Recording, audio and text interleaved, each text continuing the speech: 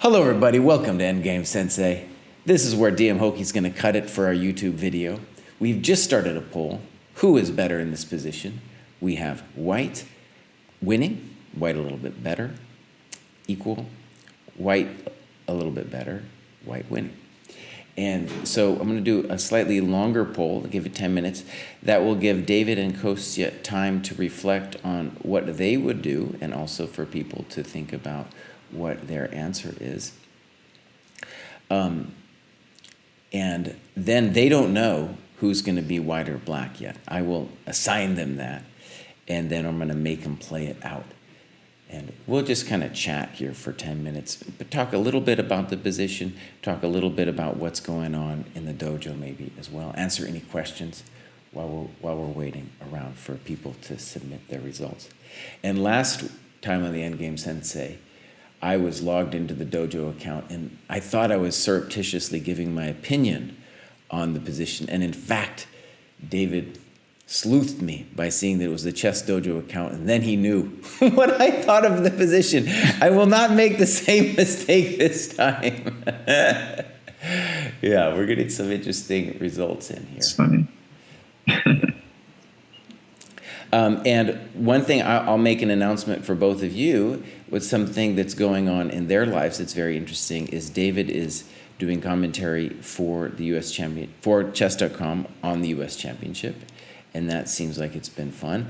And then Kostya is in St. Louis doing a lot of media for the St. Louis Chess Club about the event. So both of those guys are really clued in, and at the U.S. Championships, we've seen loads of endgames, as they were just telling us, as people were filing in. Oh, yeah. And then we'll be talking to champs in our dojo talks after this. Yeah, we're going to talk everything chess championships. Everything chess championships. And as some of you know, my only dream left in life is to play in the U.S. Senior. That's a kind of national championship as well. And I think even though Shanklin came on and told me that I needed to figure out my weird openings, I think it's actually in the end game, so I'll have a better shot at it. Okay. Wow. So we have some interesting results in the poll. Kostya, why don't we start with you? What are some of your first impressions of this position? Yeah, first impression is I feel like white is better, or at least I would rather play white, despite the two bishops. Just somehow feels like black has some weaknesses, and it's white to move, so we have the tempo. So yeah, I would take white. Okay, David, what are your thoughts? Similar. I think white's better. Black's pawn structure is kind of little funky, messing with the bishop pair. But on the other hand, the one bishop is good, the dark squared bishop, right? And then the light squared bishop is bad. And the dark squared bishop may be enough to sort of save black's position, because it's not so easy for white to keep the light squared bishop bad forever. And black has a queenside majority, and in some cases, or in many cases, excuse me.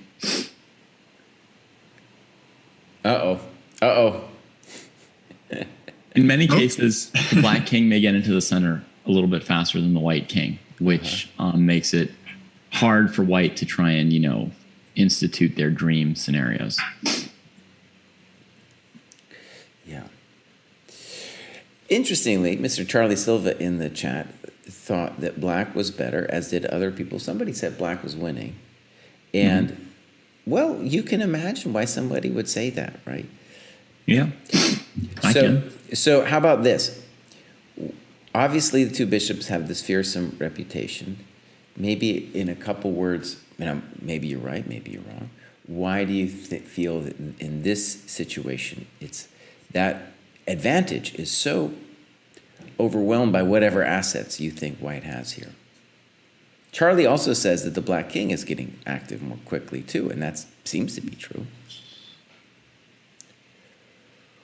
Yeah, it just seems like the bishop on A8, still has to get out if we put the pawn from c6 to c4 and we said it's white to play, then I would probably think black is better.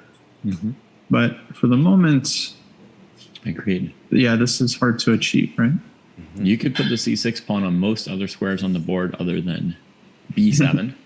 And black's position would be pretty good, except if white had bishop takes b5, huh? Yeah, but... Or maybe better put this a8 bishop on h7, and then I would slightly prefer black. And black still has some pawn problems, but... Yeah.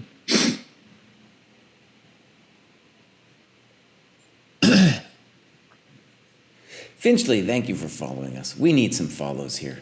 We need some follows here at the dojo. Mm-hmm. This one I find very, it's a very interesting position. And what we'll do for sure after they play is I'll show you what happened in the game. And I think, these are two famous players playing. I can imagine both players being happy here, though one of them is wrong. One of them is wrong. I think. As always, I want to put a disclaimer out there. I've maybe looked at all the endgames I've showed. I have looked at, but I have not turned on the computer or anything like that. I just have my own sense of what's going on. Okay, so we have still time to vote. Still time to vote to come in. David, what's been your favorite experience or game from the U.S. Championship so far?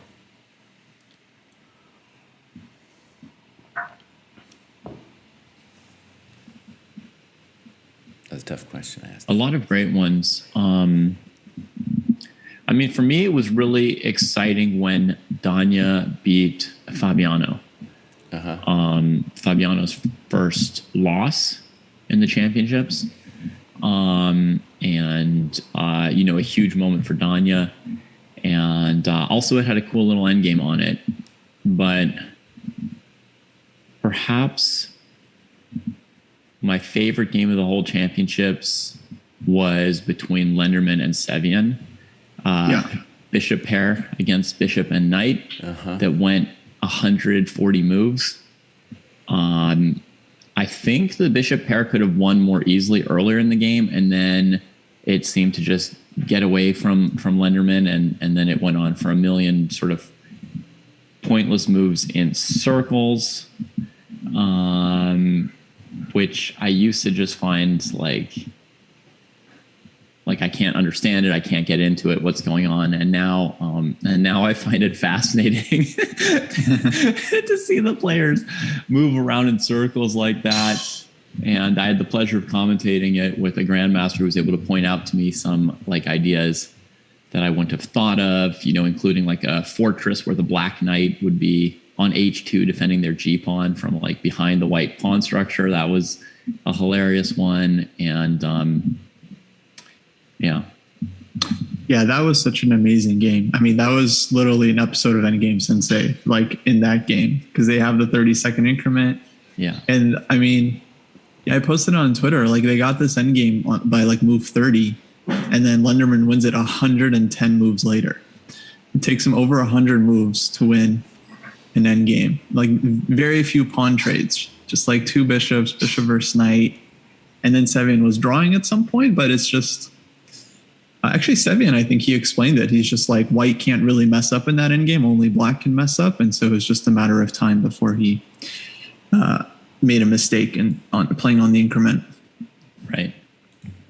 In the sense that Lenderman missed, let's say, at least 3 ways to win, but the position was still won for him eventually. Still some chances, yeah. And if you played the game out 100 times, white would win it 90 times or something like that. Sevian's probably thinking, even if they make some mistakes. Absolutely. And then Fabi's game against Robson, also super instructive. Yeah. And just using this classic strategy of waiting until the last possible moment to execute your one shot and winning the position. Right. For everyone that didn't see the game, he made this fantastic sack, put a ton of pressure on Robson. Robson didn't find study like defense with a minute on his clock. And I think Caruana said like he saw the sack maybe 10 moves in advance. He was just trying to set up the best possible moment for it. Yeah. Which was also very, very instructive to me. And I think that Robson hadn't seen the idea of the sacrifice. Maybe I'm wrong, but that's possible. I don't know. He seemed kind of like not ready for it. Okay, you guys, we have the results of the poll. White is better, and we could but a wide range of opinions. And so I want to ask you guys, while you were thinking on it, since you gave your opinion, did either of you move your evaluation up or down? Not so much. How much? Not really.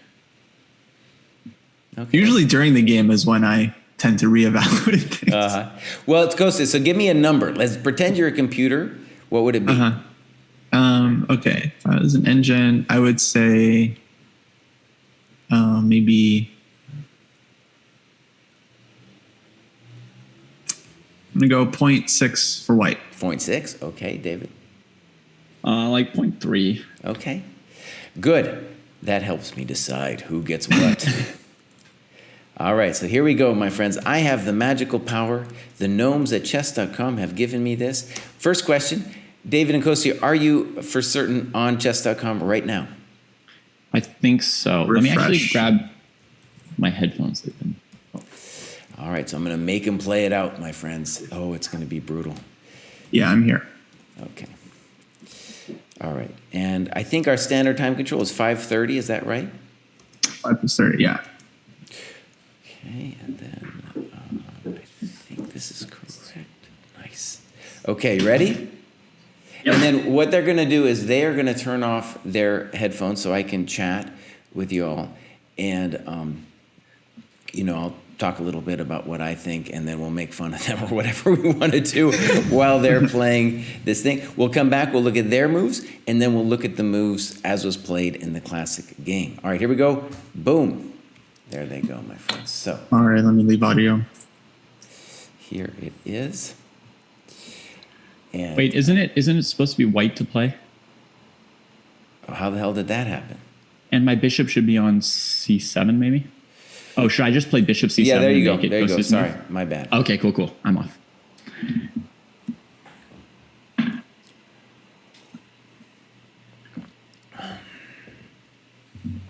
And maybe, by the way, one of the reasons I started in this I guess that means I shouldn't play bishop b6 next move. Was that which I might have played otherwise. Was that maybe bishop c7 was a mistake. That's why I started in this position, just because now there's a little bit of more clarity about what white can do. I'll introduce the game. This is Carlsen playing white against Van Vele in 2008. And in this position, Carlsen played knight c5. And do I have this set up correctly? Yeah. Bishop c7, knight c5, king f7, bishop g4.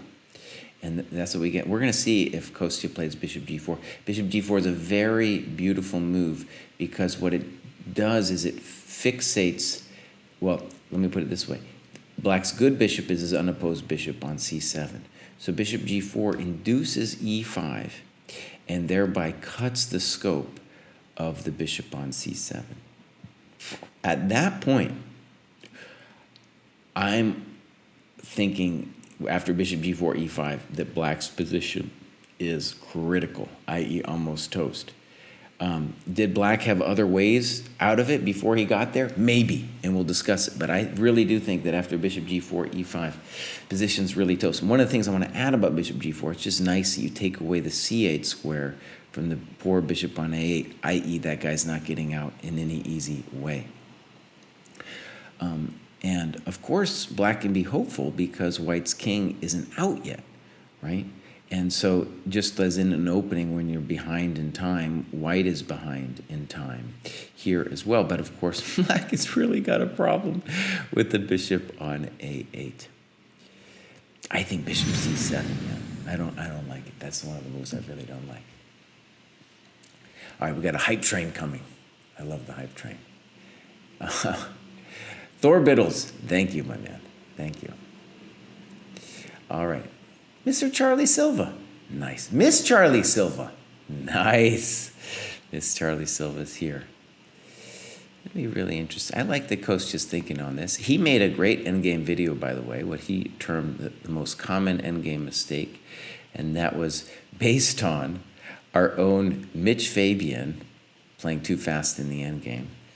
And more than a year ago, we coined the phrase, me and Kostya, mitching it, to mitch it. And so this move, bishop f3, obviously a very natural move, but it's wrong on two regards, right? It lets the bishop on c7 live, and white eventually, I think, wants to put his pawn on f4. Yeah. Boo Bear, thank you for the hype train. So bishop f3, right, that's the kind of move every standard weak IM/GM, strong IM/weak GM would play, and incorrect. Now, how big of a deal it is, and let me just say, it's once I've seen the Carlsen game, and I know that bishop g4 is the right idea. It's obvious to me because it's like, oh right, e5 is actually a big weakening in the black position, but would I know it then at the board? A little bit. I'm not going to give myself necessarily that much credit. Hal Gilda, thank you for the tokens of support. All right, so now we're going to say b4 really has to be played. I don't think there's a question here. And then we might see b4, a5, a3. Let's get this hype train going, my friends. Get it going. Yeah, b4, a5, a3, and then black is going to have the opportunity to think for a second there and try to come up with some way to try to bust out. It is arguably still very unpleasant, despite the fact that bishop f3 seems like an inaccuracy.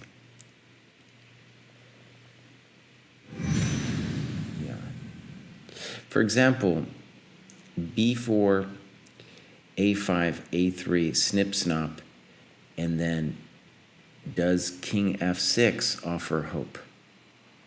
Does king f6 offer hope? That would be one of my big questions. Because as we said, now the e5 square is open and f4 isn't possible anymore. Now here's the interesting thing, you guys.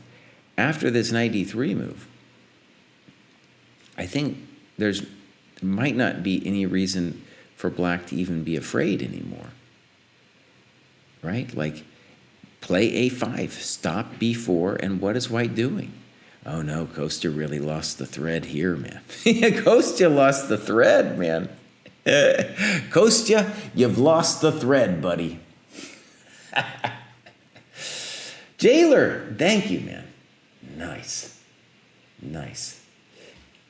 Thank you very much, Jailer. I love the name Jailer. I like that a lot. Now, what Kostya isn't doing is he's not jailing. He's not jailing Bruce here. And I think Bruce should play a5 for two reasons. One, that's his strong side, and it's good to have his pawns rolling, but also just to prevent Kostya from ever saying to himself, hey, I should have played b4 in the first place. And then we just stop him, really control. Now, contrast. I'll tell you what, I'm going to flip back to this other board for a second. Contrast it with this position, e5, now bishop f3, look at that. Contrasted with that position, you're like, oh, right, pawn on e5, no bueno, no bueno. Okay, so wait, let's go back to the game. And definitely, though, well, even a bigger mistake was knight d3, I think. You had to play b4. Had to play b4 because after a5, right, I don't really know why black's worse. a5, good move.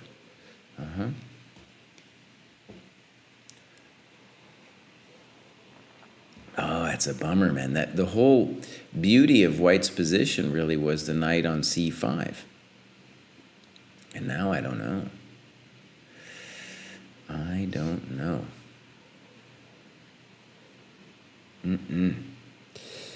And Kostya, now bear in mind he does get 30 seconds extra move, but I would feel very unpleasant here because I would, just have that biting sensation that I blew it,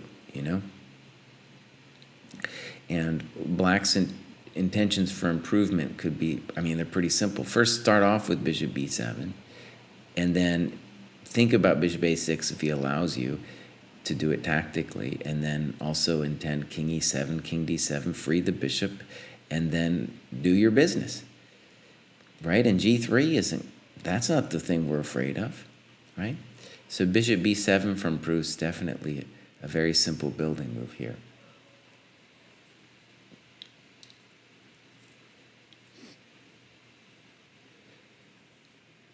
Oh, man.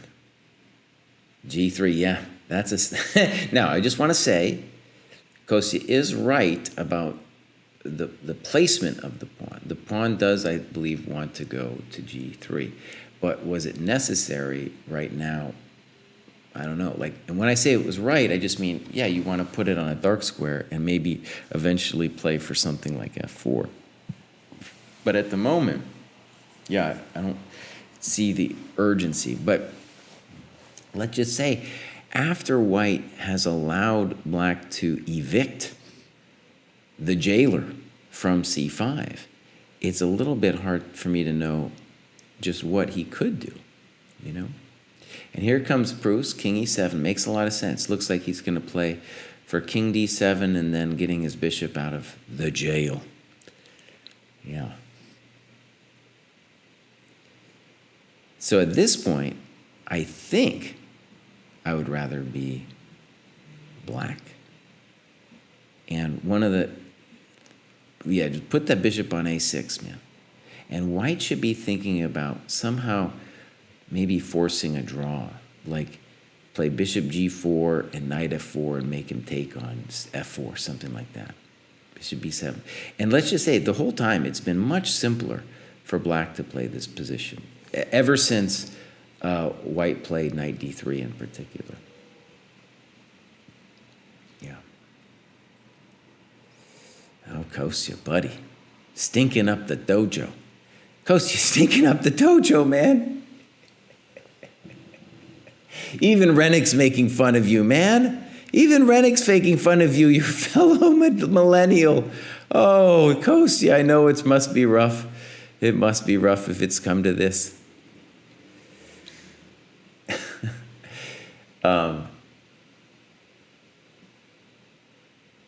What about a4? Maybe. White definitely needs to something constructive right now because Black is breaking out. I was thinking maybe a3 right now. It's not the happiest of things, but maybe a3 right now. It's not solving all our problems. Knight f4. Okay. Now, critical moment for David, because we don't want to be too easy breezy about playing bishop a6 or b4 because maybe White can attain a draw with bishop g4. So we could play g5. At the first glance, I don't see anything wrong with g5. And king e7 seems weird to me. e5 doesn't seem right. And one thing about this kind of thing is if you feel like you were suffering before, you might just be happy with the draw. And honestly, that's a difference between the supreme players and the chumps like me.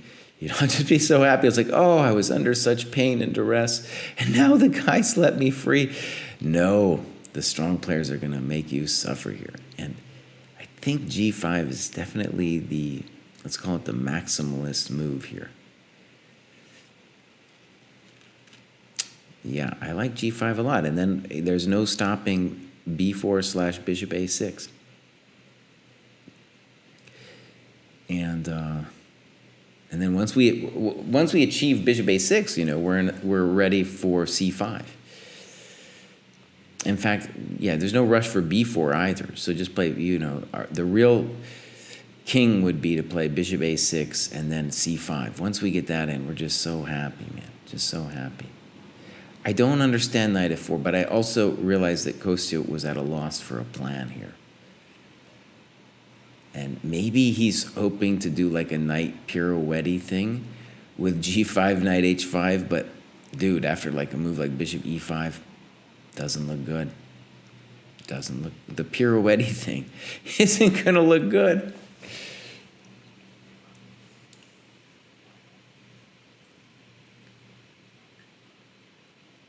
No, Kostya definitely thought he was better. Definitely. And now bishop e5,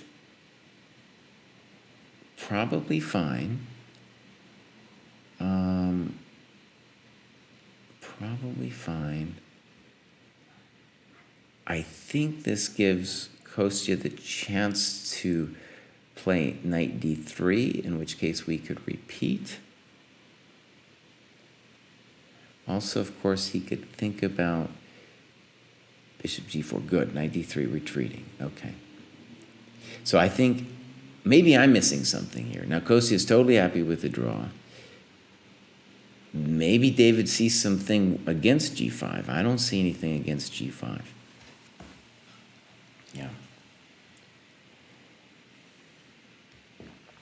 Nothing at all. Sean, they are playing a training position. We do this every Endgame Sensei, or most Endgame Senseis. They're playing a training position that I have picked out. And this is Carlsen Van Vele 2008. I'm going to show the actual game after this. Now, this move feels wrong to me because bishop g4, and if bishop a6, king, say, d2, bishop c4, I can, intending to defend the e6 pawn without trading my beautiful knight, then b3, and then it looks like black has to give us a bishop, which I think if he gives us a bishop, we have, let's say, excellent drawing chances. So I'm a little confused by that. And yeah, bishop g4, that's why we played knight f4, right, Kostya? Right, buddy? Now, maybe David's planning on some epic tricks or something, like bishop g4, king e7, saying to, David, ay, chihuahua. Ay, chihuahua. Now, maybe he's just going to still claim he's better. Maybe he's going to claim he's still better. I have to say, I wasn't a huge fan. I'm not a huge fan of this. No, this should be equal now. And maybe even f5 next. Or, whatever you want. There comes c5. I'm trying to gauge how much of a stink this bishop f4 was. And maybe I'm the one who misunderstood something about g5. Maybe I'm the one. I didn't see it, but maybe clearly David had some kind of reason for thinking g5 was a big thing.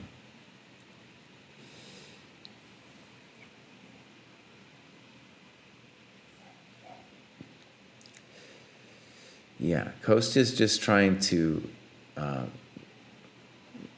level the business now.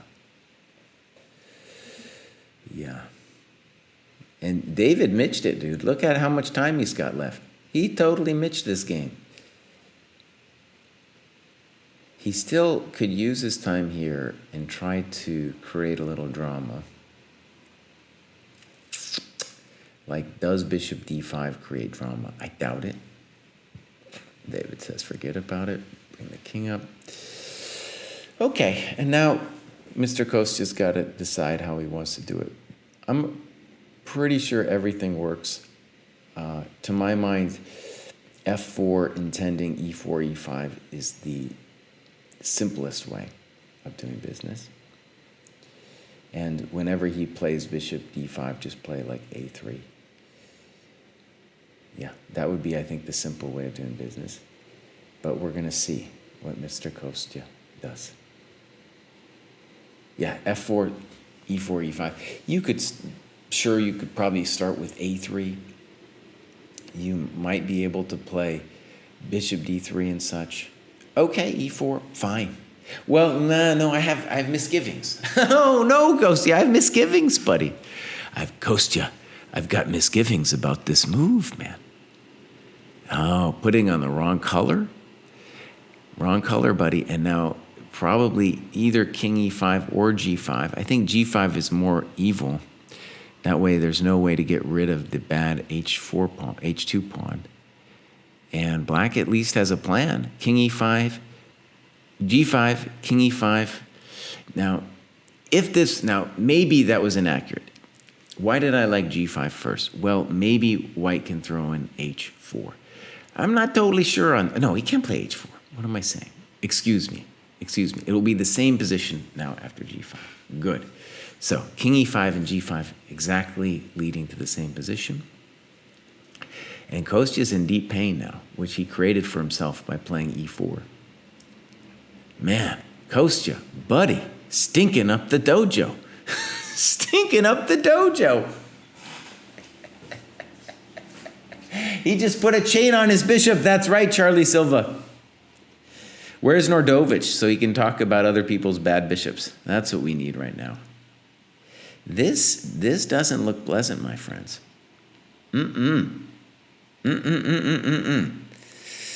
No fun. Now, is it maybe still a draw? Maybe. Yeah, maybe. But it is not pleasant. That much I can tell y'all. And white's got to make a move, a3. Okay.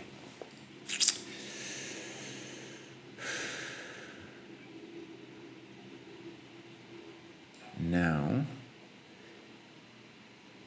there's so many annoying things that David can do.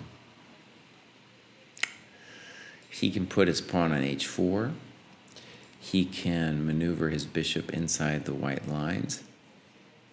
As just an intuitive move, bishop a6 makes sense. But he should really spend a little time to consider a deep plan so that Kostya has 48 seconds, but he doesn't have that much time. So if you really lay a number on him, if I'm allowed to use that terminology, lay a number on him, it'll be much more difficult for him.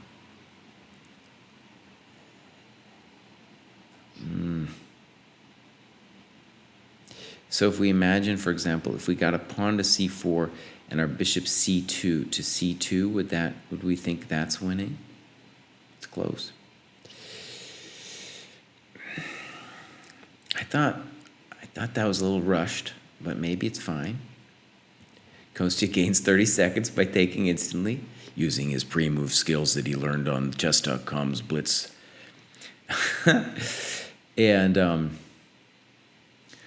one desperation ploy that Kostya might throw in there is to throw out h4 with the idea that after gh, f4, e5,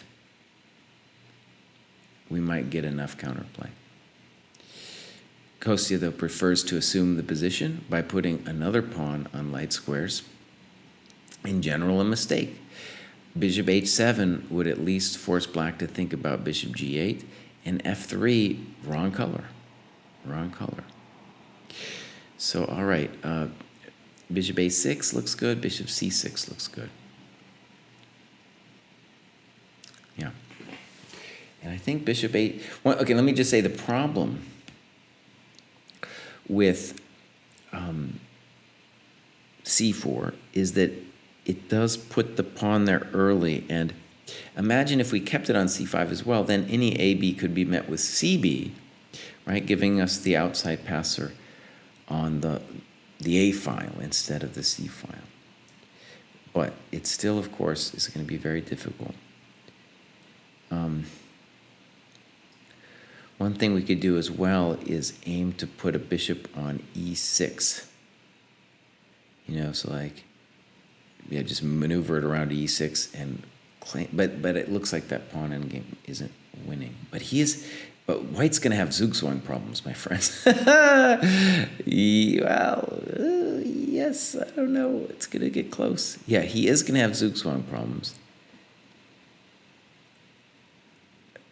The good news for him is that Black has to worry a little bit about how he tends to his c-pawn. So, for example, if White achieves bishop h7 to g8, maybe he's just fine. So can we stop that?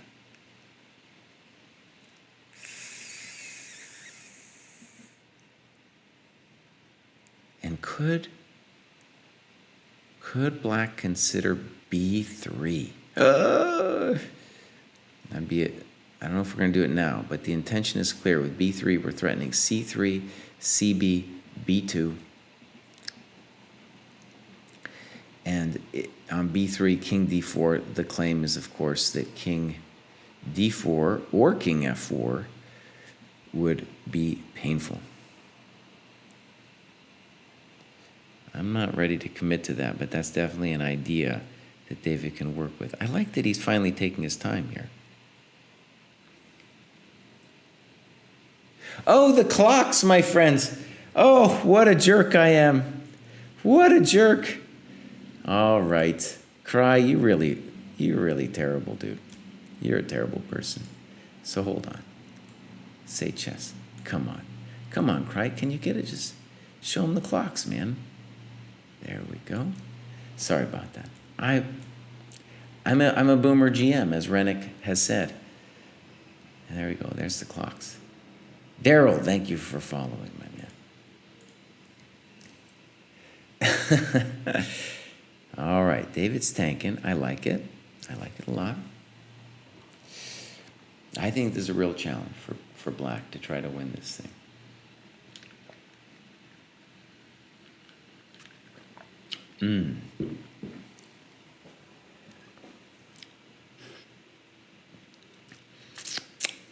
Man.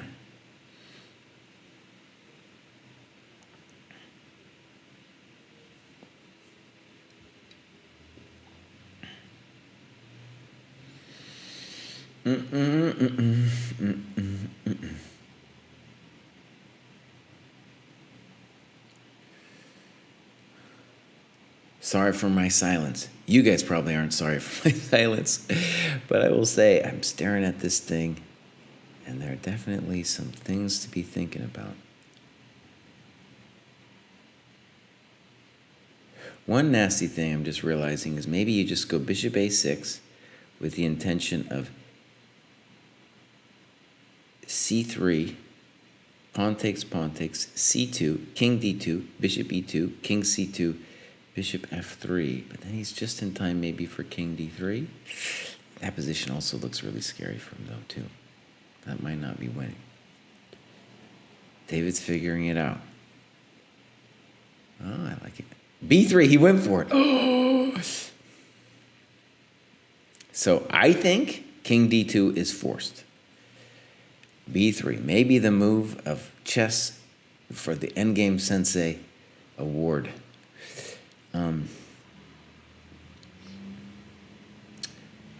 I'm not sure.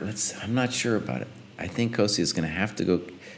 Well, I am sure about king d2. Now king d4. I'm not sure about this though. Like bishop e6.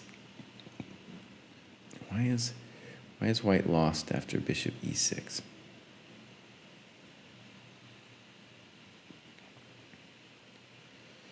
Maybe, I don't know what David wants, honestly, after bishop e6. All right, there it is. Bishop a6. Okay. Now, we're going to assume a waiting move, bishop f7. And then what does Mr. Proust have? He did think forever on b3, which leads me to believe maybe he's seeing something that I don't see. But at the moment, I don't see it.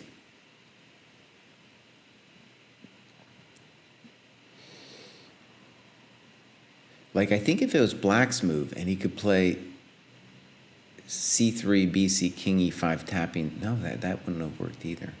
So I'm not sure.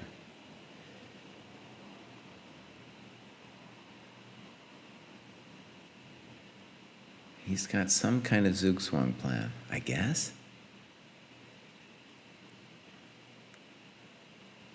Oh, Kostya, dude, don't put your pawns in the same color as the bishop.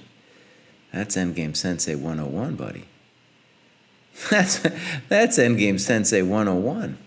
Now, I will say it's a little bit odd to me that Kostya was putting his bishop on g4 instead of f7 or g8. I'm not sure I understand that. So I guess my sense would be, dude, put it back on e6, boss. Put it back on e6. Okay, there we go. David's got some dark magic plan, dude. Okay, if it was black's move, he'd be winning due to c3, bc, king e5. Right? I think so. So Kostya, let's say, plays bishop f7. How does black win then? Bishop g4. Bishop e8. Okay. That's a good move, dude. That's a good move. So if bishop e6 now, we're going to go bishop h5. Maybe David had this all worked out, dude. This is a study in, like, don't put your pawns in the same color, Kostya. Don't do it, man.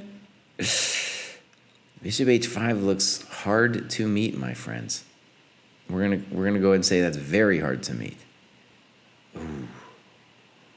So b3 on move 19. Maybe the juice. Maybe truly the juice over here.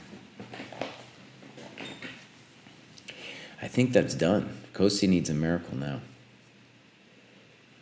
Dude needs a miracle. There might be some way to try to sack your bishop here. I think he's going to go for it. Like c3, pawn takes, king takes, and then try to sack your bishop. It's hard to imagine, though. It's got to be said. It's hard to imagine. It says it might be a little work still for black. So let's look at it. c3, pawn takes, king takes, king e3, b2, bishop a2. We can throw in bishop f7 if we want, but we probably want to, actually what we do is we get king c2, and then next move. There's some trickinesses happening there. Let me just make some quick arrows if David gives me time here. So c3, pawn takes, king takes, king e3, b2, bishop a2, king c2. Oh, there it comes, c3. And all that stuff looks winning to me. We're going to say an important feature of the position is that this bishop is on the same queening square as this h-pawn. So we can trade this guy off after we win white's bishop, but as long as we keep that h-pawn, we should be able to win the game. Yeah, I think bishop takes b3, cb2. I don't see that as a survival idea. Then we can win the bishop without having our king even leave the center. Oh man, Kostya stunk up the dojo, man. He stunk up the dojo. All right, here was my idea. King e3, b2, bishop a2, king c2, maybe e5, so that bishop f7 would be a blunder, because then boom, boom, boom, and then we fork him. However, b2, bishop a2, king c2, e5, yeah, it's close. It is very close. It is very close. So David might still have to do a little magic here. And if we go b2, bishop a2, bishop f7, then bishop b1, and it seems very difficult to dislodge the bishop then at that point. But think, well, okay. Yeah, I don't believe it. I don't believe it. I don't believe it. I don't believe it, baby. Yeah, this is where you got to be super precise. In Kostya's latest video, he was talking about people mitching it, named after our famous Mitch Fabian, and this is a little bit study-like here. Something I've discovered more and more as I've gotten older is when you look at famous endgame books, and they're full of these amazing positions, and they're like this, and it's like black to move and win, or something like that, and it's amazingly complex, and what I've discovered is it really does happen in your own games. Now, bishop b3, very good. And Proust has to now decide between f4 and going for it with e5. They both look lost to me, but it's still gonna be close. And let's just say the obvious: White's king has to somehow get to the pawn on h6 before the witching hour.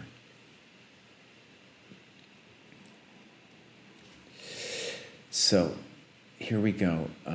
Let's imagine e5, bishop c2, bishop a2, b1, snip, snop, and then something either like e6 or f4. White could also consider f4 immediately, in which case black has to then be at least a little scared about f5. But I don't think, and let's just say the obvious, the white's advantage is he's shouldering the black king. Now maybe f4 was more accurate. That's my little guess. So bishop c2. Wait a second. Kostya's got an idea. Kostya's got a dirty idea. If bishop c2, dude can play. No, that doesn't work. That doesn't work. I was thinking e6, but no, I take it, e7, I go back. It's fine. So we're anticipating bishop c2, bishop a2, b1, and should be lost.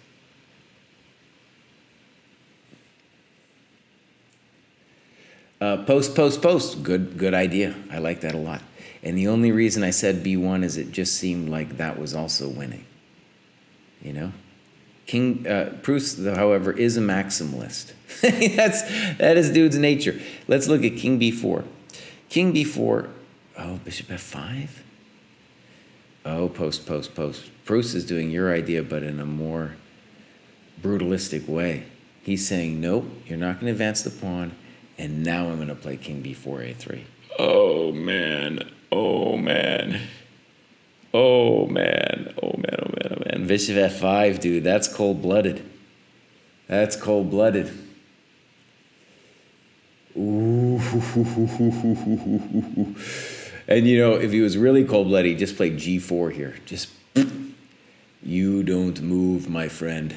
g4. Let's see it, boss. g4.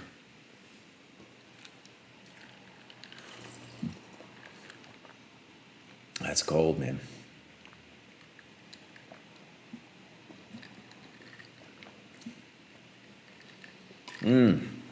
Very cold.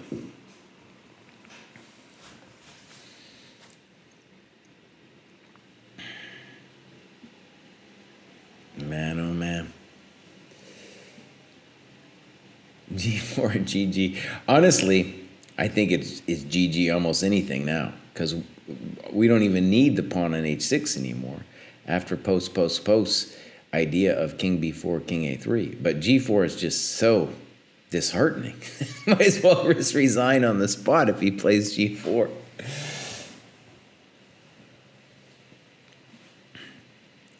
Golko fan, let me tell you, Golko brutalized me in an enemy game hardcore one time, man. Hard. We're talking really hard. I didn't lose or anything, but it was the end game I should have won. Oh, brutal.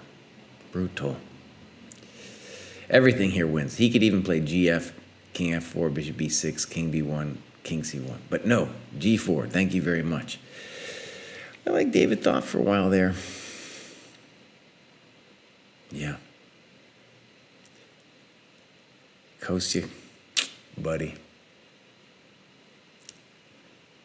He's playing at St. Louis Chess Club too. So the GMs who live there, they know that downstairs a stench is rising up, and they don't know from where, but they know a stench is there, and they're just like, oh man, what's Kostya cooking downstairs? This is terrible, man. This is terrible. Whoo, man, E6, might as well. Might as well. That's a good practical attempt anyway. And David can choose between bishop e6 and b1, I think. But let's just say Kostya's idea is bishop e6, bishop b1, and he's saying, hey, buddy, maybe I can still play a little bit longer. Yeah, that's true. It's true. Good move, Kostya. Good move. He's fighting. And now he's fighting. And f5 is suddenly on the horizon. No, Kostya, he's not going to go down. We were all looking at this fancy g4 move. Kostya doesn't care. Honey Badger doesn't care. He's coming for you, man. So bishop b3, f5, bishop c2, f6. Take that. Take that. Not so easy for Mr. Bambisi all of a sudden.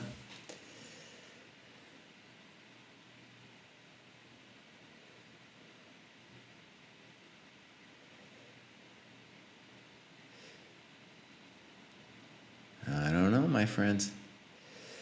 I don't know.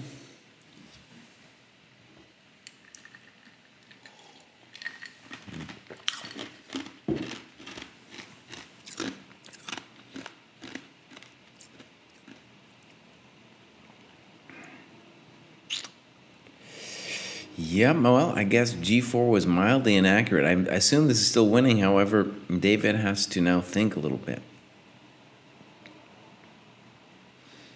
At first, it seems like, well, e6 was certainly desperation, but it was a good kind of desperation. This last shot here.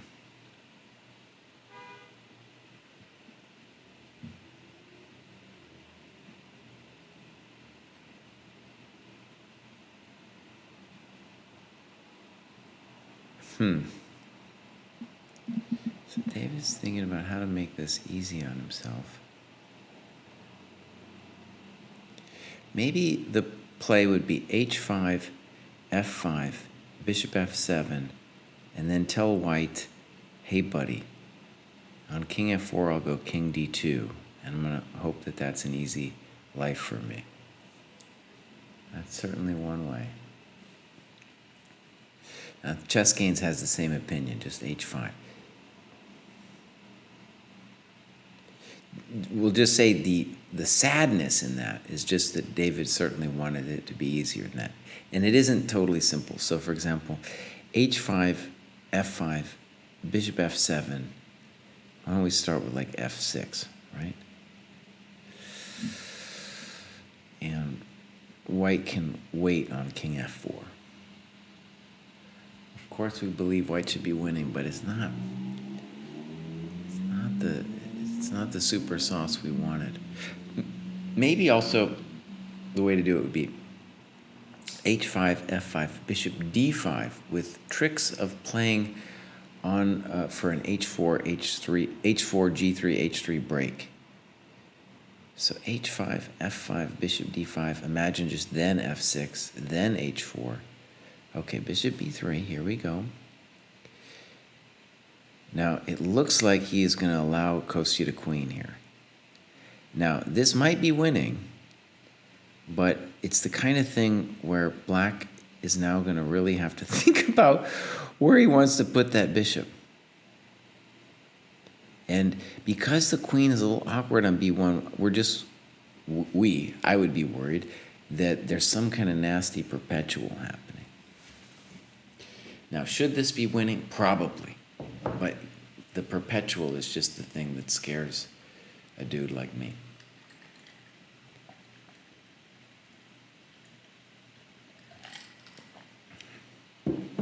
I wouldn't have wanted to do it this way, I guess, if I didn't have to. I guess, obviously, David felt like he had to. So, which square? A2, D3, F5, all these squares come into consideration, and maybe the computer would say they're all winning anyway. Here goes C2. I'm going to call myself mildly nervous. Yeah, I'd be nervous here. There's some kind of perpetual.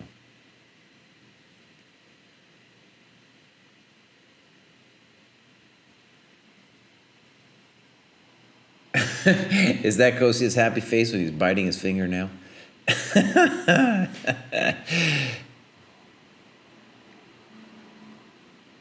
All right, David. Don't play queen h6 because that would fall to queen c1.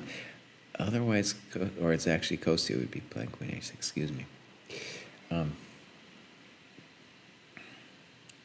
So let's just say some obvious things. The most obvious check would be check to the miserable king here. And then David, let's just say he goes here for a second. And the next obvious check would be here, but he also has this one. This is the kind of stuff that keeps me up at night. Queen d4. But on queen d4, maybe we're saying we are going to live through this. Maybe. I don't know, man. No, like bishop queen a7. It's not elementary. Maybe David thinks it is elementary. You'd have to have an advanced degree in geometry here.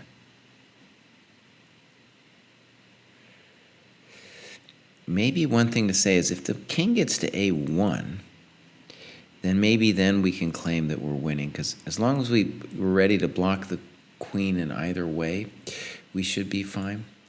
But that's why I want to give him this dirty check, keep him out of there. So let's say queen c5, king b2, check to the miserable king, king a2, queen a7. How do we get out of the checks, dog? That's what Jesse, no Nintendos. Yeah, David, buddy, stinking. Are you stinking the dojo here, bud? Are you stinking it up? Now, he had some reason for going bishop c2. There was this one too, and he could have blocked this way.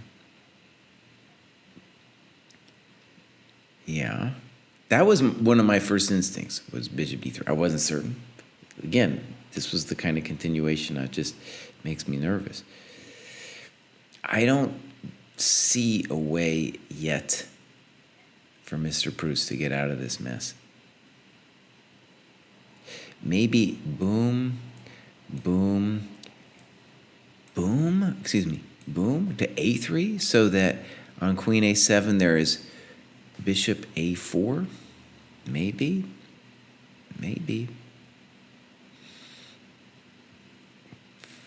But there queen c5, and there's no queen b4 because of queen c2. Thank you very much. So that one also, it's close. That one also looks like it doesn't work. Now maybe there's some way to wiggle and waggle, but you know. Okay, Kostya, let's see queen d4, buddy. Now my assumption was that queen b4 would lose to king a1, but even that I'm not entirely sure, because he's got the famous little queen a3 thing. Actually, he's got the famous queen a3 thing. But queen d4 looks correct. Yeah, there it is.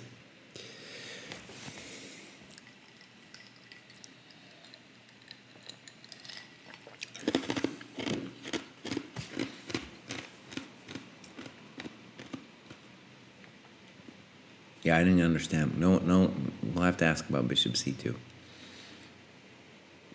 Man, imagine our feelings after g4. We were all saying, GG, buddy, GG. Now, I think queen c5 is the move. Queen c5 looks like the move to me. Maybe he wants to be fancy with king a4, but even there, a move like queen c6, keeping so that if the queen interposes, We snaggle the bishop. Queen c5, very good. Oh, Mr. Bruce. It's a long road home now. Maybe king. I don't believe it at all. But isn't his only chance to go like king a4 and try to stalk the white queen down? Very hard to believe, right? Especially that like queen c6. Can't play queen b5, so you got to do either king a5 or king b4. There he goes. He's going to try to stalk the white queen. All right, so queen c4. Just queen c4, boss. Queen c4. And the bummer is there's queen b4, queen c2. And that is going to be a draw.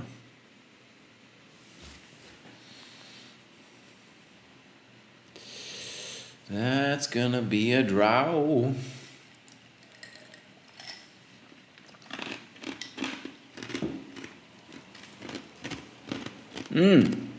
Okay, Rennet, good idea. Good idea. I like it. We have, thankfully for white, we have other checks like on c4 or c8 when he goes to a6. Kostya says no way. Now, I assumed David's idea was stalking the queen now, so try to play like king b5 and try to run her down. Did I believe it? No. I didn't believe it. But it's his last idea. Last hope here on Endgame Sensei.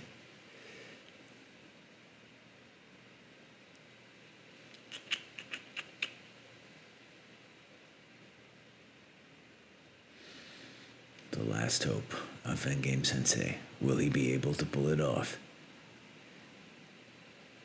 Probably not, but he's trying. David's a fighter, dude. I'll give him that. He's always been a fighter. Right, so I don't see how he avoids not going back into the pocket after, let's say, queen c7. If you go, let's say you go king d5.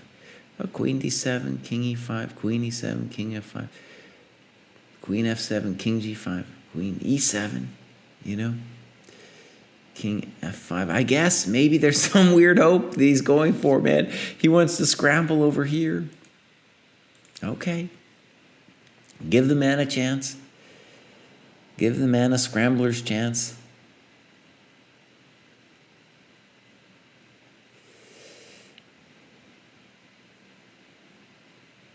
A scrambler's chance in hell.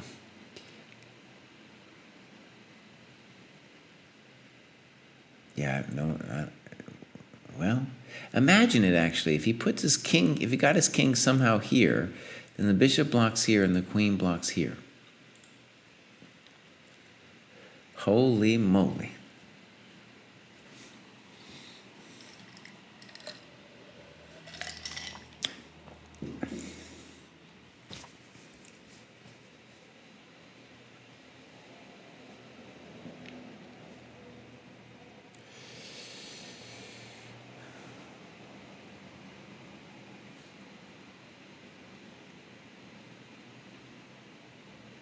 I'm just trying to interpret what Gokulfan's saying about c4, king c5.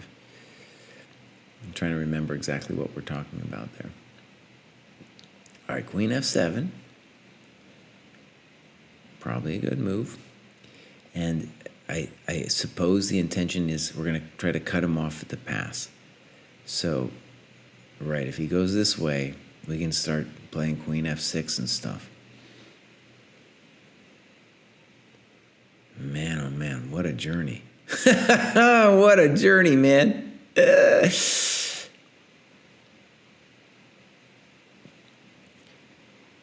Whew.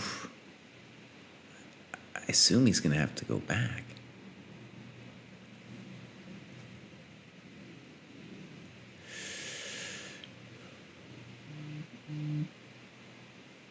We're going to get top guessers here over at chess.com. It's pretty good. pretty good rivalry here with Chestian getting 14 out of 22, but I am Visharana from India, 3 out of 3. Okay. Now, Queen f6 is the intuitive move, but Coast is digging deep. This could go on hundreds of moves, my friends. This could rival the U.S. Championship in the 100-some moves that Lenderman played against Sevian. We could easily hit 100 moves here.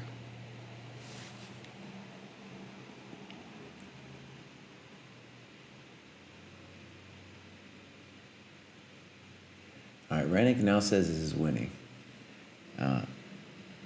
It's certainly a thought. I don't know. We need an idea after Queen f6. Maybe King d5, I guess. And then you're saying I still get over. All right, there's Queen f6. King d7. Okay, instantly played.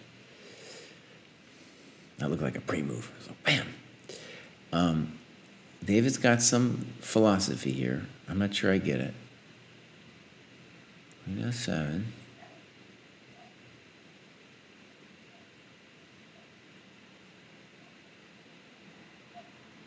So the one move which blocked the queen was Rennick's King a6, Queen b6, right? I don't see any other block.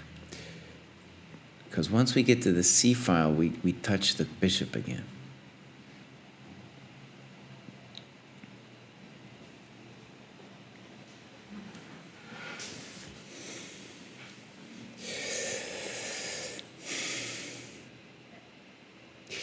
Yeah, on King a8, we still play Queen c8. And we tag the bishop.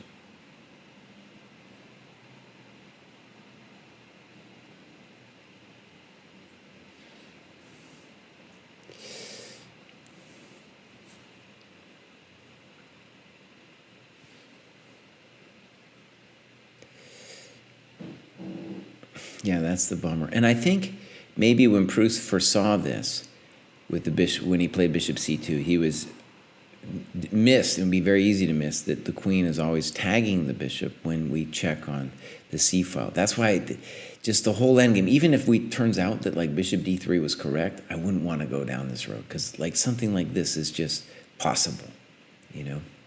It'd be very hard, just very hard to visualize and foresee. Unless you had no other choice, right? But I felt he had other choices. Yeah. Yeah, they're ready for the mugshot. Coast is ready, man. Coast is ready. Yeah, dude. When you have that close to winning position, and then it's all over. Oh man, the worst. The worst. This is definitely by far our longest endgame Sensei. It could well go on another hour. I'm serious.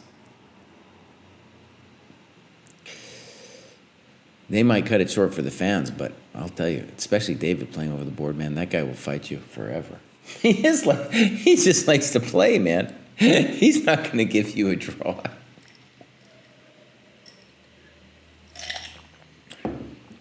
Yeah, 50 move rule. Good question. Let's actually bring it up. So we got a queen on b1. That was move 39. So we got a ways to go, my friends. We're 11 moves into the 50 move rule.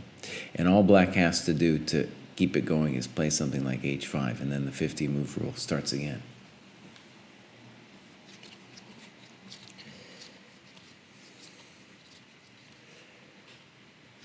That's right, Paulie. King a6, queen c8. That seems to be the issue.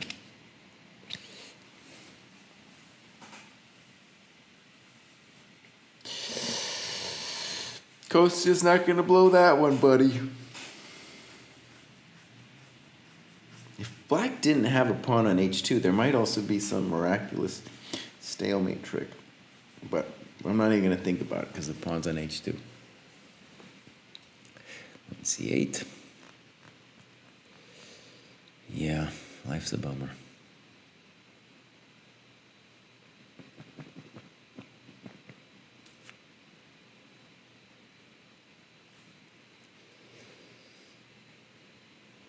Well, if king a7, then queen c7, and then what? Benji, thank you for following. Well, king b5, if we get to queen c7, king a5, whatever, we've been there. We've been there. We've seen that position already.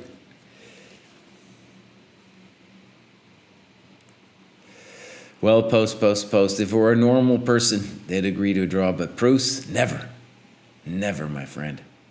He's going to exhaust every last drop of Kostya's soul before he agrees to a draw in this position, my friend. And the anguish that would be let loose. Poor Bruce's children running around the house, having to hear his moans all night long. It will not be pleasant. It will not be pleasant for a peasant. We can assure you guys of that.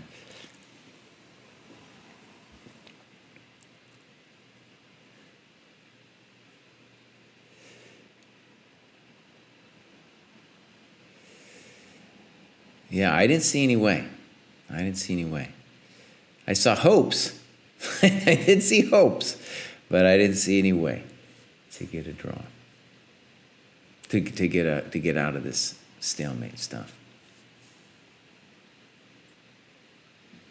Well, all right. So, does Mr. Proust have an idea after queen takes c2? I don't see it. But is this a way for him to play on? I don't think so, honestly.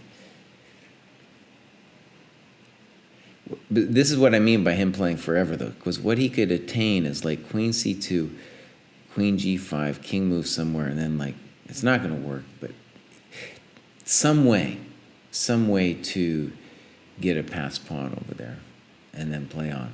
It's a long road. it's a long road.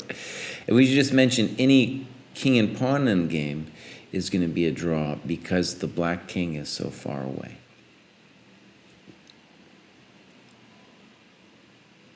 All right, Fisher Seb has an idea. Now, queen e5, I'm not sure it does. Like king d3, are we really? Let's actually calculate it out.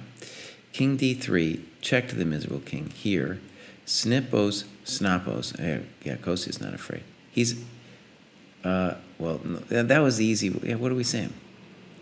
That was the easy way to go. Cry. Why did you calculate that weird variation?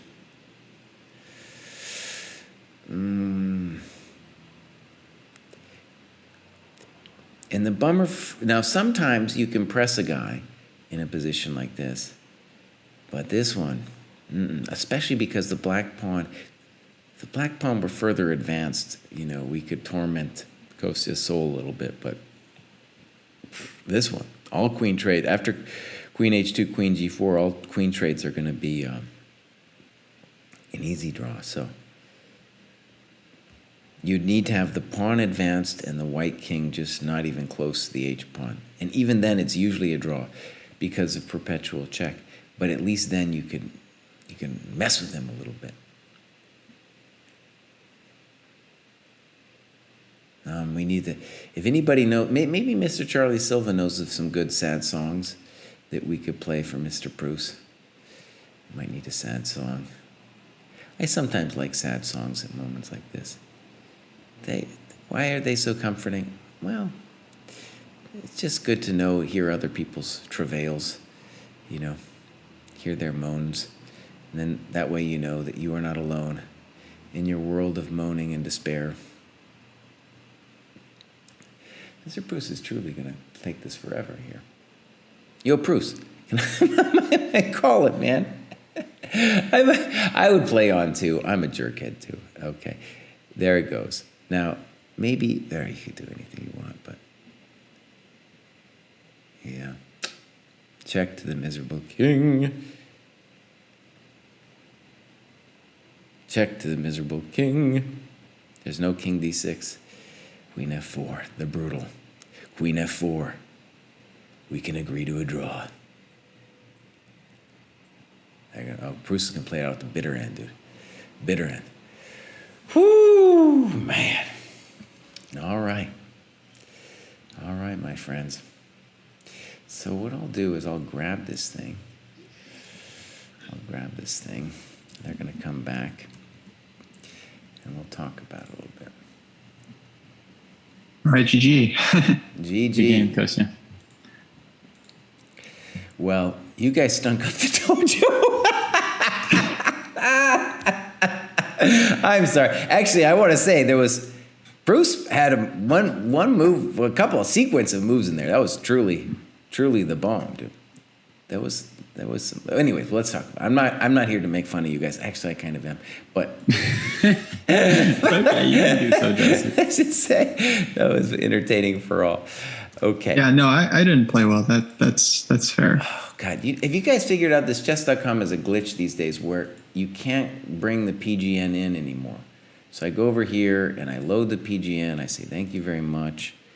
And then I go to the analysis board and I load it up and it's like, nah, you've got an invalid position. It's like that's the one you gave me, chess.com. What the hell? I got this from you.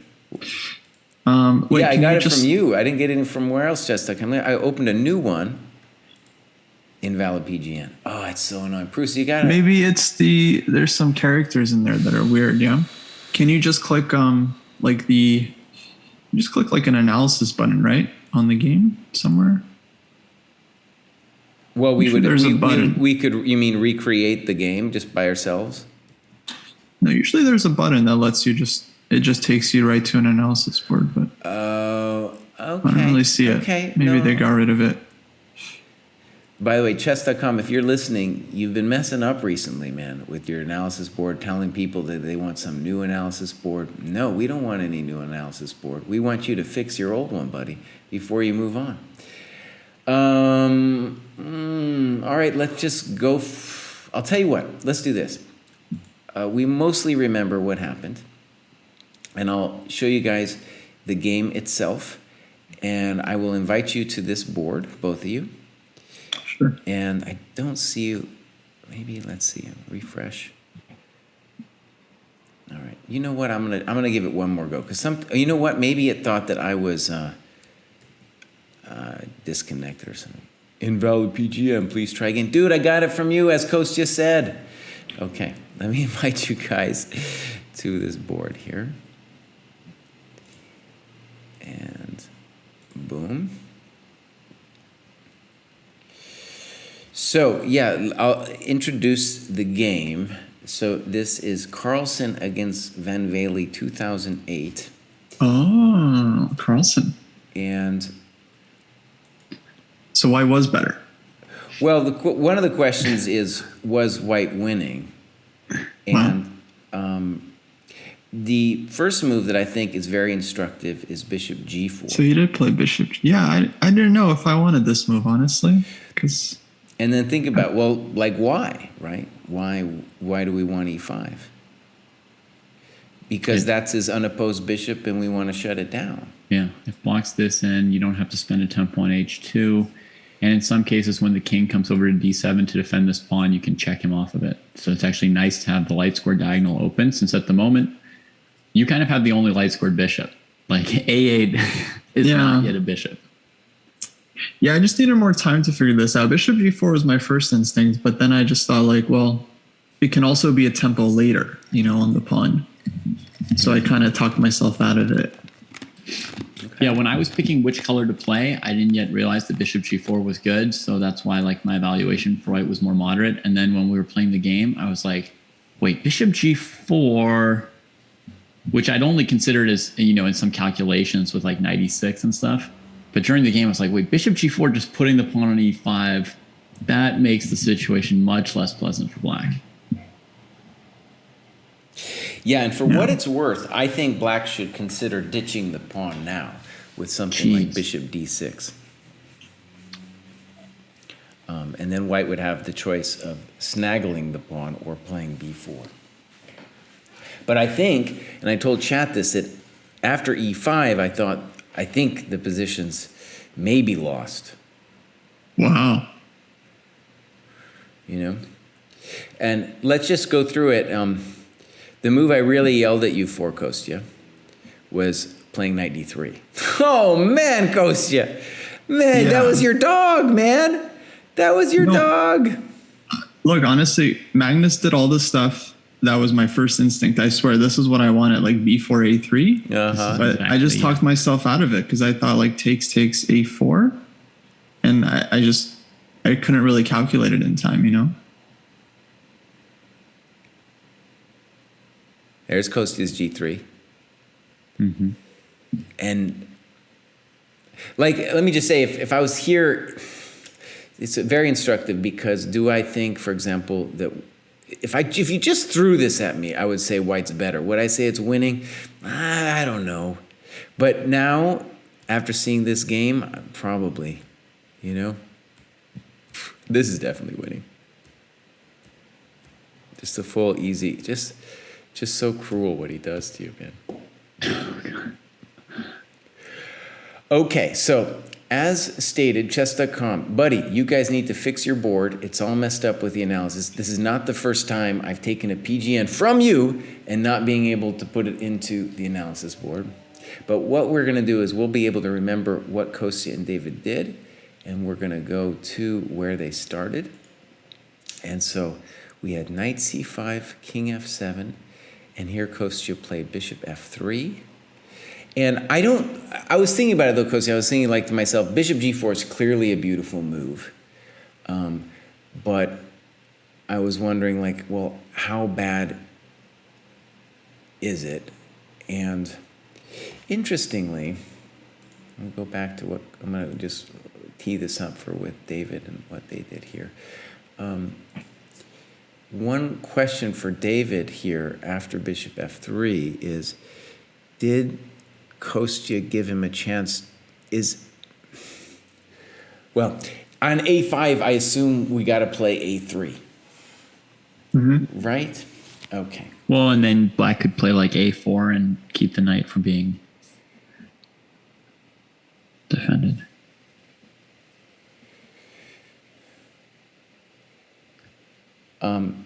But then you got to worry about knight a6 to b4. Right. So I think we're still in time. But Kostya's right. Kostya's got to play b4 soon. And then, darn it, this stupid thing here. Maybe I should have played it, before. So, I don't know. So one of the questions I have is clearly bishop g4 is nicer, but does it really dramatically alter the evaluation? You know? So b4. Oh, chess.com, you kill me. You really kill me. And then here's where Kostya committed the first the first stink of the dojo. All right, Kostya, tell us, buddy. Come on. Knight d3? Really? Chat was mad, dude. Chat was mad, Kostya. Oh, wow. He told you what he was afraid of. Yeah, I don't know. I couldn't figure it out. Yeah. It just seemed very forcing. E4, a5, here, here, here, here. And he wasn't sure.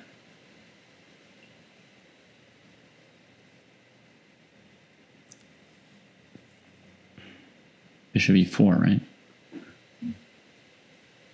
Yeah, maybe bishop d1 as well. But yeah, then I thought, I don't know, black's king comes in quickly and...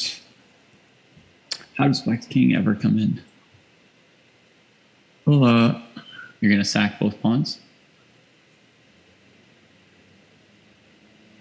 Oh, for this one, yeah, let's say b4, take e3, bishop b1, yeah, king f6, something like this. F4. So e5. The hilarious thing here is... Like bishop to c8 and e6? So in the Carlsen game, Van Velde could have had this up a tempo. Mm-hmm. Wow. Right? Right? Yep. Okay, but during the game, I thought like I could be lost here. This is nice, Kostya. I didn't see this far. Yeah. So I don't know. Yeah, if I can't calculate it out, it's kind of hard to go for. All right, let's look at the Carlsen game for a second. So e5, Yeah. bishop f3, king e7, king f1. Try it instead without king e7. Just play bishop d6 like I did I'm from just the beginning. trying to get a sense here. So Okay. it's interesting that Carlsen, to me, plays king f1 instead of b4 first, and maybe he's even clued into, well, of course he's clued in, but I mean, that he is concerned about what Kostya is saying. So you want to play bishop d6 here, right? Mm-hmm. Yeah.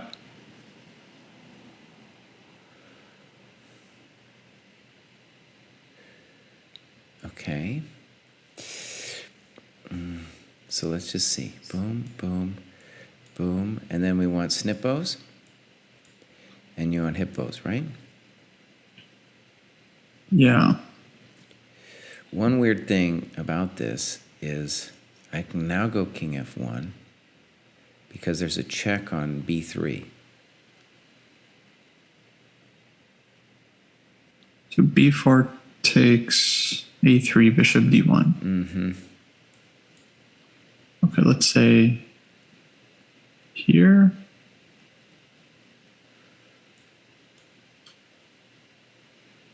Let's do this.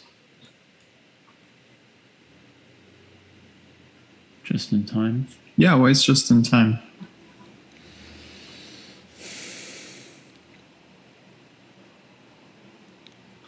Or you could trade first, maybe. But Trade first. Yeah, trade first. Yeah. Yeah, if you don't trade. Oh, because first, A2. there's A2 there. yeah, a2's pretty annoying. Even there, actually, we got to be careful because now a2 king. Well, let's see. No, I guess we're okay there, right? Yeah, we're okay. You're not we're in going to time. lose b4. Ooh, yeah. Okay, good. That was a good layer then of what was going on. But maybe black can save a tempo on this line by avoiding a king move on bishop b3. You'd like to play bishop e6 in one move since you have to play it anyway. So in this position here, king f1, bishop here.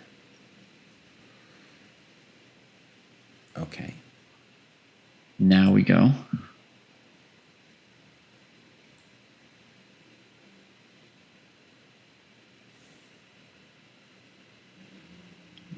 Okay, I'm just gonna, yeah, let's see what you're doing here. I see, okay, good. And here it looks like white lost. Yeah. Fascinating, okay. Let's look again. So bishop d6, boom, boom, boom, boom, boom, a4. So Costa, you got criticized for knight d3 because he calculated further than anybody, including Benwelli. Well, no, I mean, I didn't. Oh wait, so bishop I don't know if I d7. calculated it accurately. I just You really calculated far enough to see that it was scary. I saw that it was scary. Yeah. Yeah. I mean, definitely a step beyond me. Okay, wait, let me just see one. Let me just see one curious thing here. So here. You want to take or you want to take? B3 is also a thought, of course.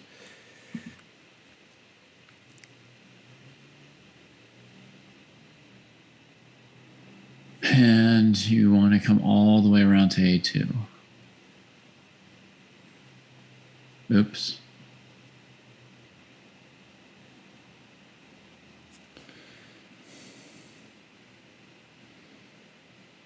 Okay, I guess I needed to try B3 or something, right? This looks We like can try B3. like I'm kind of dead. Now, I think here my only shot is to play bishop e4 and then king b4. So maybe there's some way for you to stop that. Yeah. Like, yeah, it's going to be a little hard. It's black in time with king f6 and then bishop c8. But I take on c6. You got to wait for bishop c8 until I play king b4. Yeah, so let's say we start with king f6. And Looks hard. uh-huh. Yeah, not in time, huh? If we move the bishop, you just take here and you forget about king b4. Yeah. Right. And if we wait, you go here, here, takes, and then bishop e6 or f5. Your king's in time. Yeah. Huh. Wow, king d2. Magnus, I'm sure, saw everything. He probably had it all figured out. Well, he also had a little bit more time to think about it too, probably. But well, here was the thing, though, Kostya. When you did what you did, though, like, I don't know what you thought, but like it was like, how did this go? It went. Was Bishop? Wait, how did it go? Using this line here. Bishop d6, right? So let's promote this just so we're clear here. So Bishop d6. And I thought after 93, though, I was like, oh, no. Well, now I think I'd rather be black.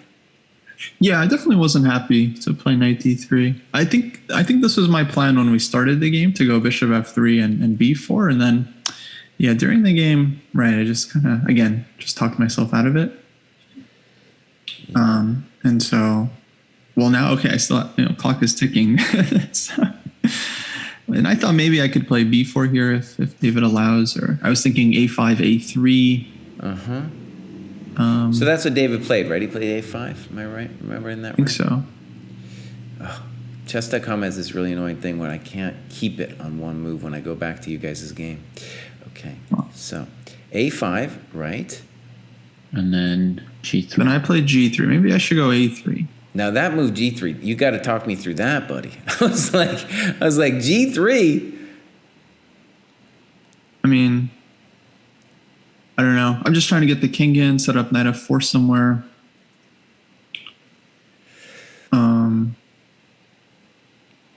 I thought you had to play a3, man, if you wanted to try anything. Right. But does he want a3, b4? That's not really helping him, is it?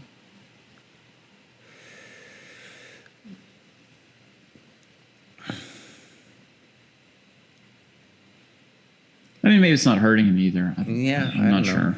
Yeah, I guess my thinking was on g3, if black pushes b4, then I have b3. And then I have the a5 pawn. Or if black pushes a4, then I'll go a3. But, well, this was a weird thing. We're going to talk about the knight f4 situation in a second.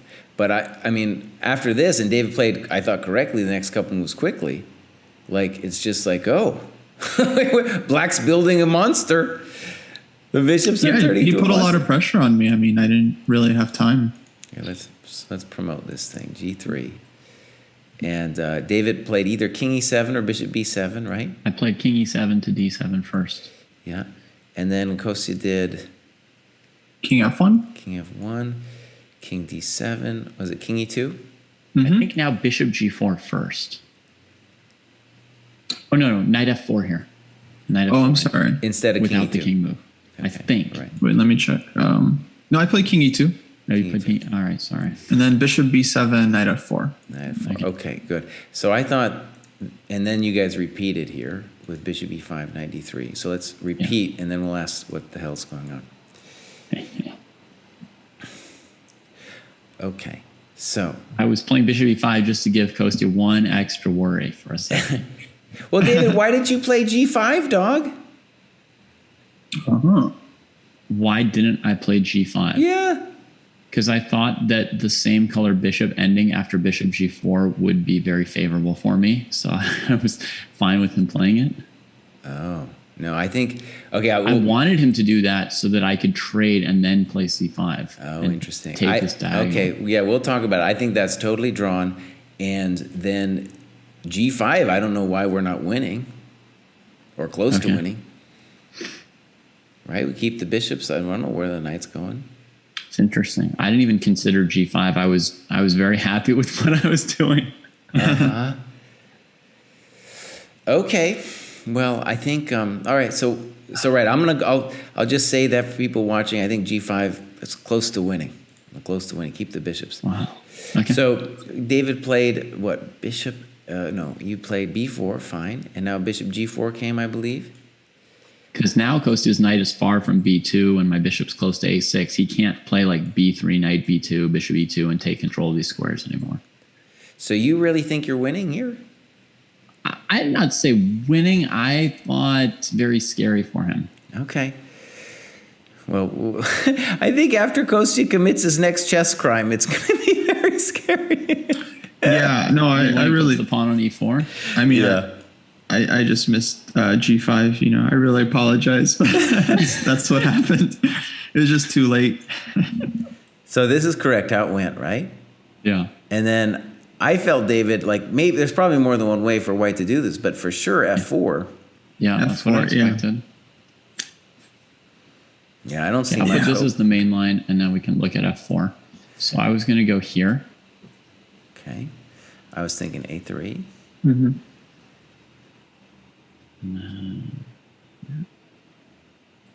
I guess, yeah, white should draw without too much trouble. All right, and I'm going to play e4. Yeah. e5. Kostya, buddy. Yeah. Buddy, put your pawns on the opposite color of your bishop, dog. The opposite color. I see. On the opposite color, not on the same color. I just wanted to keep everything defended. You know, how could I lose?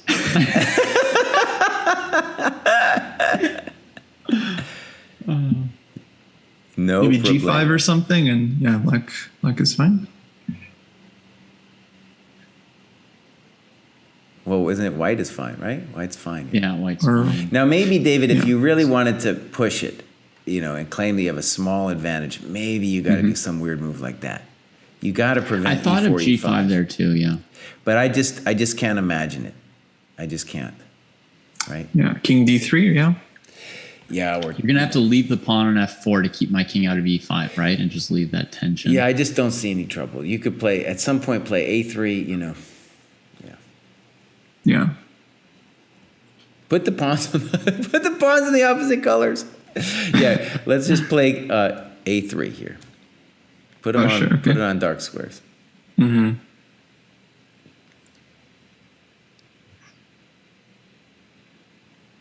Yeah, no problem. No problem. Okay, so, whew. And then we got into, oh man, we got into the bitter fight. No, there's no, it's hard to even imagine at this point. Right.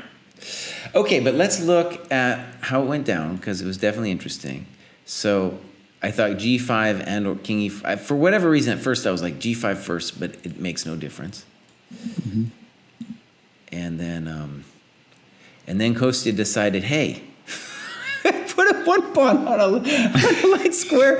Let's put another one there. Oh no! Hey, otherwise, he would have lost the e4 pawn at this point. I mean, that's why like one pawn on the wrong color square can, you know, compound itself. But like otherwise, when I make a pass pawn on the queen side and his king has to go over, he can't just have me playing bishop takes e4. No, I played. That is why I played f3. But here I played a3 first. Okay. And c4.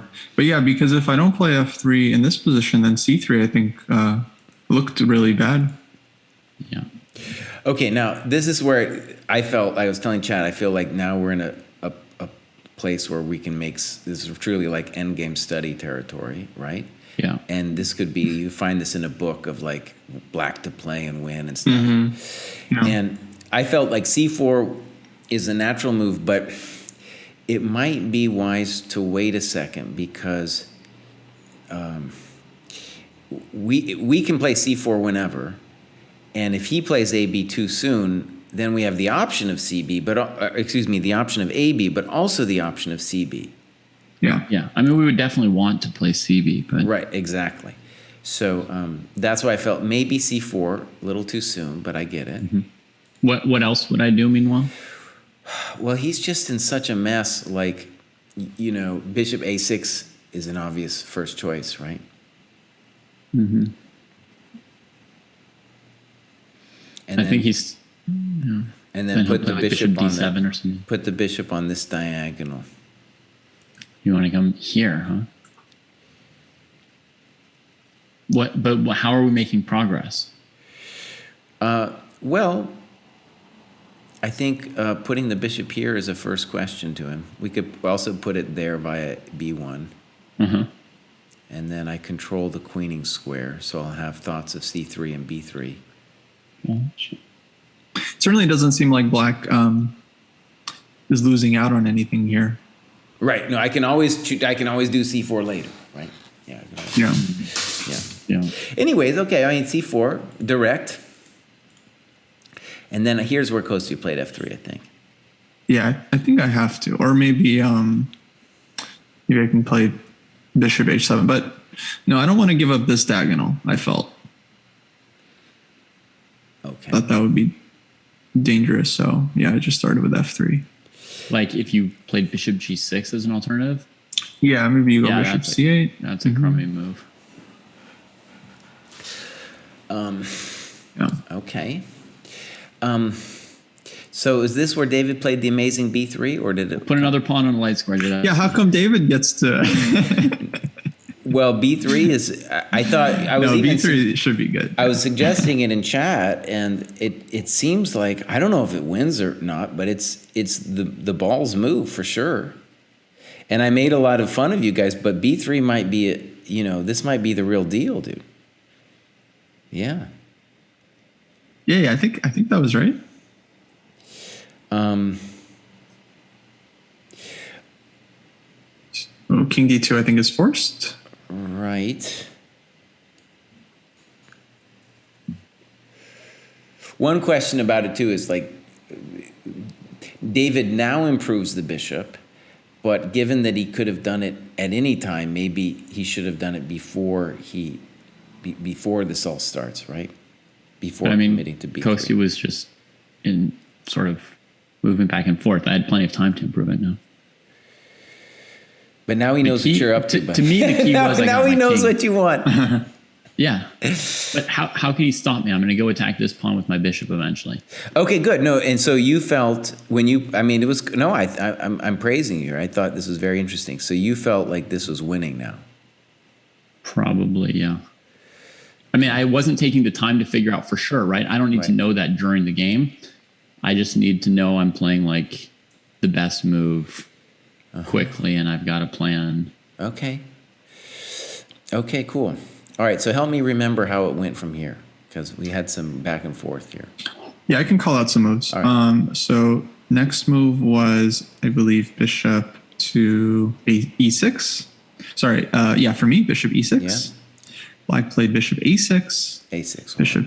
Hold on. Bishop a6. Bishop g4. Bishop b5. Bishop e6. Bishop a4. Bishop g4. Bishop e8. I loved it, David. That was a beautiful move, man. Thank you. Yeah. And kind of a zugzwang, yeah, because I don't really have a good move. Yeah. So bishop e6. Well, bishop you could of course consider e5. Yeah, I think I did. Isn't this too soon? Because I go bishop here, and then king f4. And we really wish that pawn were on f2, baby. We really wish it was on f2. No, it looks terrible, dude. It looks terrible. Yeah. Yeah. Okay, so bishop e8, and then bishop e6. Bishop e6. Bishop h5. Yeah, now on king d2. And the reason we have to consider it is I think this is done. Mm-hmm. This just seems like it's got to be done. Yeah, I think I just blundered with g4. I think even there you're winning, but we're going to talk about it. So king takes, and then what happened? King e3, is that right? After king e2, c3. Yeah. Takes. King e3. King e3, right. Okay. And now I believe b2, good. Bishop a2. And now, let's just say there's probably more than one way for David to do this, but the first stage I thought was immaculate. So let's just say there were other ways maybe, but I love what David did. And we can second guess it later if we don't like it. So bishop b3, and now I believe e5 happened, right? Yeah. f4 was I think to my mind, f4 was slightly. If I was black, I would be more worried about f4, just because. f4 I thought loses by force after takes king d2. Good. No, it looks. Yeah. King c1. Yeah. c2. Yeah, not in time, right? Okay. Good. Yeah. Good. Okay. And I was just, it would worry me as black because I'm like, I don't really want to exchange. But yes, I think that's correct. We're going to have similar variation in a second too. So e5, here, and now f4. Yeah. I should have just done this. Okay. Fair enough. I think it's fair to say there are a variety of ways to win this thing, but I'm sure g4 is still winning, or I feel sure. We'll see. What did you think, Coast? Yeah, I thought you would just play king b4 at this moment, and then it feels like I have to try this anyway. I'm not sure. But then we take, I come here, and I think you just trade this off, right? And then I can trade it or leave it on g5 as well. Yeah. Oh no, if I leave it on g5, you get this f5 move. Right. So maybe this, and then king c3, and just bring the bishop to c2, and yeah.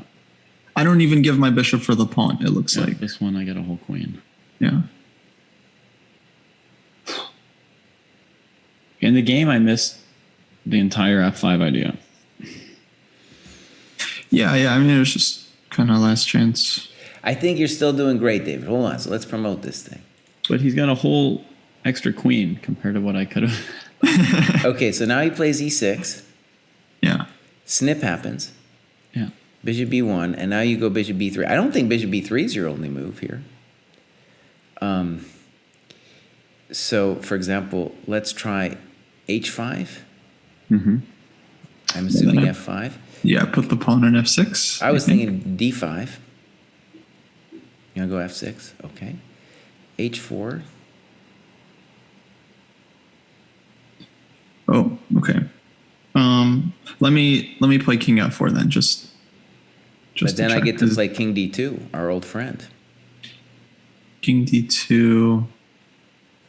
Okay, let's say f6.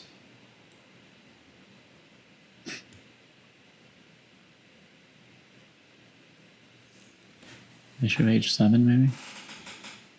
But see now I can even queen and hold the business with bishop f7. Bishop just goes to f7. That's winning. Yeah. The king comes here. You play h4 as soon as it goes to h6. Yeah, I should have gone for this. This looks very simple. Yeah. So by the way, I mean, g4 was so satisfying a move. It's like, come on, it has to be good. Wow, that's a great move, man. So yeah, now, are you winning the queen endgame? Maybe, but bishop c2 didn't look right? So boom, boom. It was like, wait, let's just make sure we got bishop b1. Yeah. This is our position, right? Yeah. And what was I thinking here? Okay, so I wanted h5, and you did. Help me out here. You played bishop b3. Bishop b3.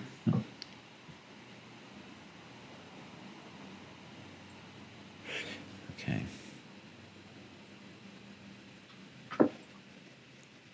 Okay, right. So in this position, you played bishop c2, and you have a wide variety. Now, let me just say, one of the things, this is just saying, like, I think you're winning in this position, Dave, but one of the reasons I wanted to go to that other line was, like, once the queens come and your queen's on b1, it's just like, I don't know. I don't know if it's winning, man.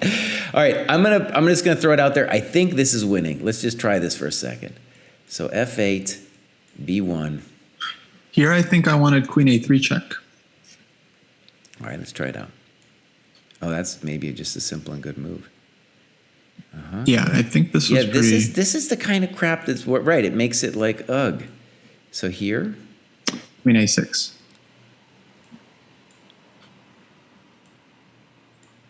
Oh, king d5. Hold up. And I just want to be totally honest. Of course, I didn't see this. It's like, you know. Yeah. Queen endings are a nightmare. Yeah. This should be winning, right? And I mean, Well, I don't know. He can still check me on A8. Yeah, there's Queen A8. But wait, can we check this one real quick? I'm just curious. Okay. So here. Are you going to do like a fancy H3? Looking for H3 somewhere. Yeah, if I can. That's clever. No, that might be good.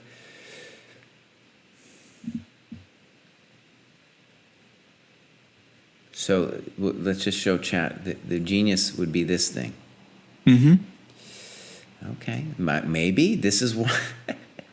All right, so let's think about this for a second. Bishop D3, maybe. Let's see if there's an easier way. You want a bishop F5, Kostya? Is that what you're saying? No, during the game, I was first worried about bishop D3, and then I didn't have an idea of what's the best try. I wasn't sure. All just random questions.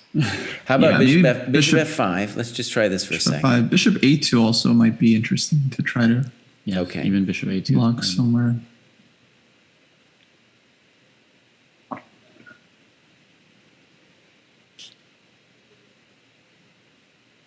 I don't know. Like, I think I would try Queen C5. Yeah, that looks right. This also looks very hard to pull this off. Because this looks very difficult to pull this off. Oh, I mean, maybe it's winning, but right, you're going to have to do some crazy dance that you can't predict in advance, right? Like when you go for this thing, man, you're like, maybe. Yeah. Maybe you're going to win. I don't this. see how either, because again, there's Queen D2, Queen B4, Queen A5. Yeah. But let me just put it this way. Like, in this position where the bishop gets to decide where to go, Right. like the computer's, obviously the computer's going to find one of those as winning. Probably there's like one winning move and 6 drawing moves. It's like we accidentally composed an endgame study that no human would ever solve. But right, when you played bishop b3, that was like, I was like, oh no, I'm not sure anymore. Before I was completely sure that you were winning. Same. But I think David spent all of his time there, so he just, he had to make a decision. He had some time. He had some time. I think he played it so quickly. I was like, he must think that's the only move. So on bishop b3, Bruce has 2 minutes left. Oh, okay. Yeah, well, I sort of made my final decision like a couple minutes before. You did think for 3 minutes there. And one of the things that you did really well, David, was in a lot of the build-up play, you just played it instantly so that you'd gotten a lot of time on the clock. That was very unpleasant, Yeah. Whew. Well, my friends, that was one of my favorite endgame senseis right there. That was a good one.